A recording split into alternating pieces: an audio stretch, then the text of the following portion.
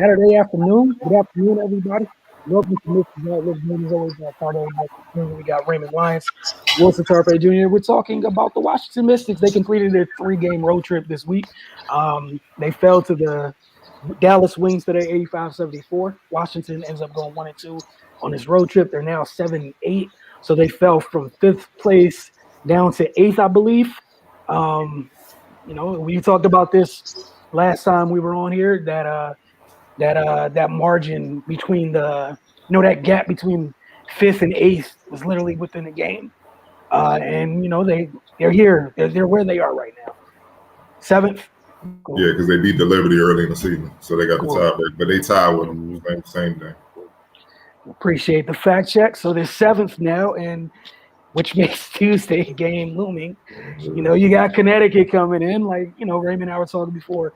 We started with just obviously you want to out, and we've said this multiple times about the importance of trying to tread water to get some of your horses back and get a little bit more healthy.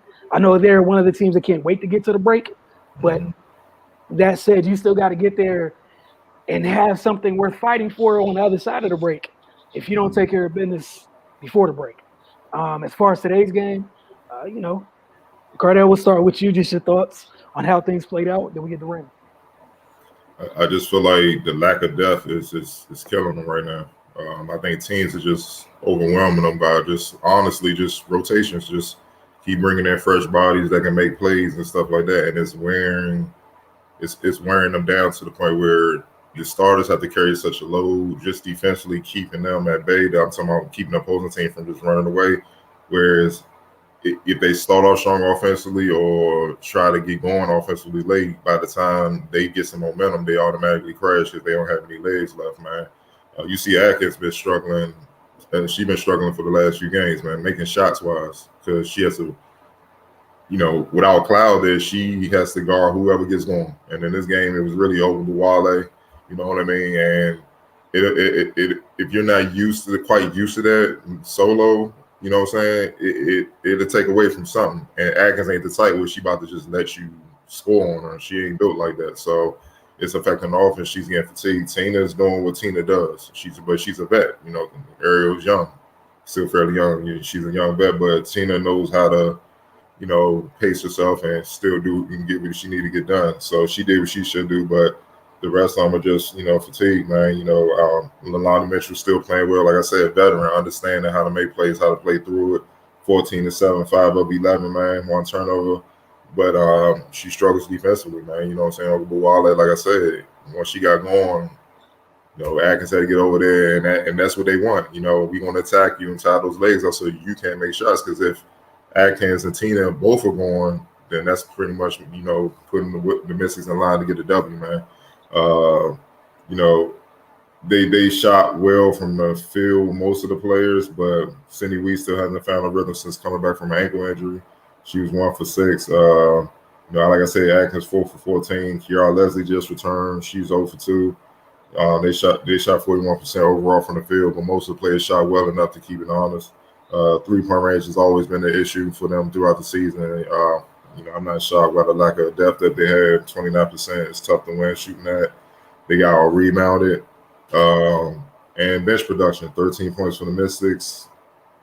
Gray outscored them by herself, 14. That just tell you all you need to know. Harrison had 10. Then Mabry Harris had the other 10. So what's that, about 34? Just 34 points to your 13. And you don't even have a lot of depth as is. It's just tough. It is what it is. They tough. I'm pretty sure they're looking forward to coming home, sleeping in their own bed, getting some food, some home cooked food, man, and trying to recover because and they need it. You know what I mean? Because like I said, that was a big win when they beat Seattle, but they kind of gave it back these last 2 losses, man. You know what I'm saying? So they were literally 4th, and now they 7th, tied for 8th. So if they lose again, they out, man. They got to figure out something. They got to get the players healthy. I think this Olympic break is coming right in time for them, where they can just regroup and a little bit and get players healthy, treatment, all that, and try to get a rhythm, man. And I'm praying, when they come out of it, hopefully Deladon is ready. You know what I mean? Cloud is healthy; she's ready to go. And Eastman is on the flight. She's on the flight over here, ready in the air. She's like, I'm on my way. Maisha healthy as well. You know what I'm saying? Like, might Emma come over here. Maybe I don't know. She got quarantine or whatever. Do whatever she gotta do. Get rest and jump right in, man. Because they need it. They need all bodies on deck. Because teams just coming at them in waves and be like, we gonna wear y'all down. It doesn't matter if you start strong or if you try to finish strong. We're gonna wear you down throughout in parts of the game, and then that part of the game is where we want to win the game, and that's what you saw today. Right. Yeah, man. I just feel like today was it was honestly a recipe for disaster from the beginning. This is the third game of a tough 3-game road trip. The Mystics are down some bodies, and they're playing a team that gets up and down and plays at a fast pace. So, it just a perfect storm, man, to cause them issues, and I wasn't surprised at the slow start. Like the Mystics, they just look like they're tired, and they haven't been shy about talking about it. They're which is understandable because they're throwing out 7 to 8 bodies every night, of people who weren't expecting to carry this type of workload into the season. So of course that's an adjustment and learning curve on their part. But yeah, like Cardell pointed out, man, people just wearing them out with death. Like Dallas, they threw 11 at them today. And you just saw like that energy bar kind of going up and down on the Mystic side. They were able to kind of settle in and get themselves back in the game in the third quarter. Just had that burst of energy coming out after halftime and started on the defensive end. They were able to clamp down a little bit and get some easy baskets, but I mean the fatigue just eventually took over. Like Tina is consistent, man. She does her thing every game. Double machine, leading the league in scoring, but it's just the inconsistency of what's been around her. And going in today with Cloud out and then Ariel not 100%, I'm pretty sure Enrique's eyes got real big, coming into this game. She, as they pointed out on the broadcast, she typically has big games against the Mystics already. So this kind of wasn't surprising. But Alicia Gray did her thing off the bench. For the Mystic side, they, like you guys said, they just got to find a way to tread water until they can get some relief. It's been tough, but yeah, man, they're professionals. I'm sure Coach T isn't lessening the standards. We know what type of guy he is, so they're going to continue to fight. Like they fought today. Like typically, this is a game where you would expect Dallas to kind of run away with this, but not with a team like the Mystics. They're going to scratch and claw and make you earn it. But yeah, man, this is a pivotal time for them in their season. It doesn't get any easier. They got Connecticut on Tuesday. They got to find a way to get some wins. The Seattle win was huge, but it doesn't do you any good if you drop the next two. Before they went out west, we kind of talked about them coming out 2-1 is kind of a desirable scenario, but they came out 1-2. So yeah, man, they got some work to do, kind of backing themselves into a wall, but yeah, it'll hopefully better times are ahead. The Olympic break, I'm sure they're, like you guys said, they're one of the teams that are desperately trying to get to that midway point. So they can kind of regroup and get some things going on the other side. But as it stands, they just got a tough road ahead of them. Yeah, I think you guys, there's not too much more for me to add. I think, like I was mentioning Array, first thing made me think of like DC United started the year similarly, where just people weren't, it wasn't the same because of injuries. Well, they had injuries too, but just people weren't in shape. Bottom line, they didn't have enough bodies ready to go. And, the games still have to be played. And you have to tread water, do what you have to do to get to that point.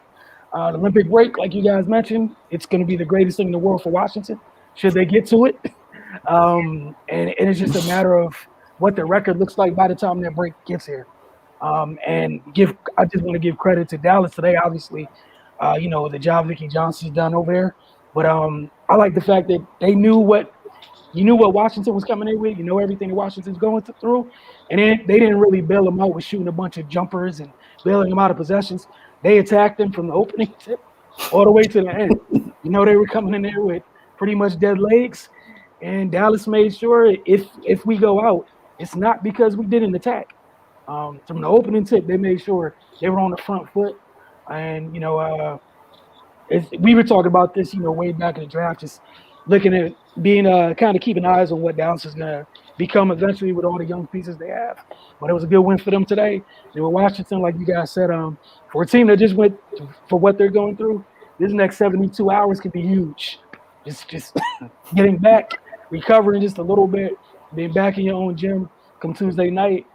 But again, it's another deep team coming in on Tuesday. And in July, you got the Liberty, and then you got the Sky. And Candace Parker, she ain't been saying nothing, but her play's saying it all.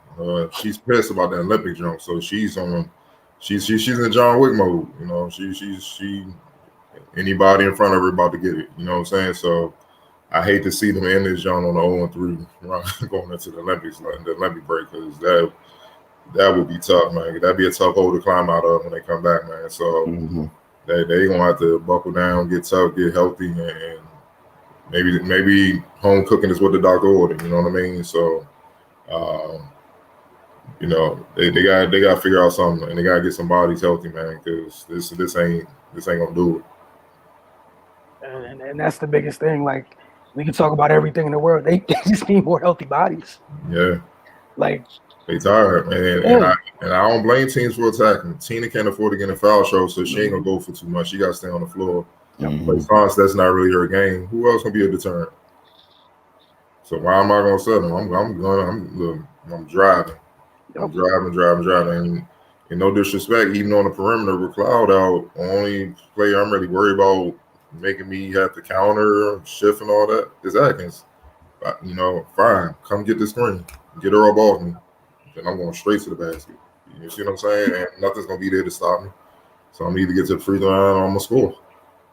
So they got something to really back to the grind, to ball back. He about to get back to the grind and try to work his magic, figure out some wins, man. They fatigued. They did.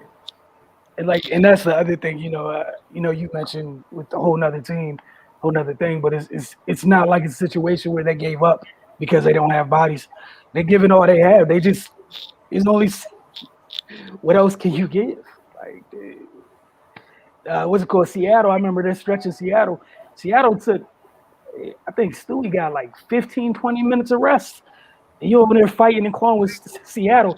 Here she come off full of life. Enrique was out for a break there, and they make a run. Here you go, buddy. Come back in the game. Like, it's tough. Because she an assassin. We already know that. And that's what, I love her. And she got to understand, she a marked woman. You got that Olympic nod. Yep. You got that nod, though, and they wanted that nod. They like, hold up. Think about it. Put yourself in Enrique's shoes. She ain't even carrying that joint like me. I'm the franchise. I'm a franchise. How she get it? All right, we gonna see. And that's what happens. So everybody going in her head. You know what I'm saying? Last week, Ted Cooper went in her head. You see what I'm saying? It's just, that's the name of the game. Like, what? If somebody get an honor you feel like you're worthy of and you ain't get that honor, well, we're going to see. Just like what Candace Parker is doing to the entire league, okay? You're gonna see, and you're probably going to see Nneka quietly in her classy way murder the league a few times. I'm about to say, if Candace going off like this, man, Nneka's about to break stuff.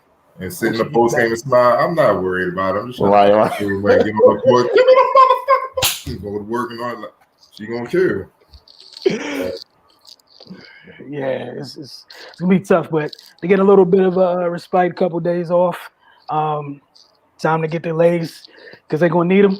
With Connecticut come Tuesday, it's gonna be a tough one. But again, if you guys have nothing else, gonna close out of Missy's Outlook, and we see you guys Tuesday after the game, and then Tuesday, obviously, during the Focus TV, Cardell's probably going to check in, let you guys know what's happening, and we'll see you guys very, very soon. In the meantime, get over to thefocustv.com.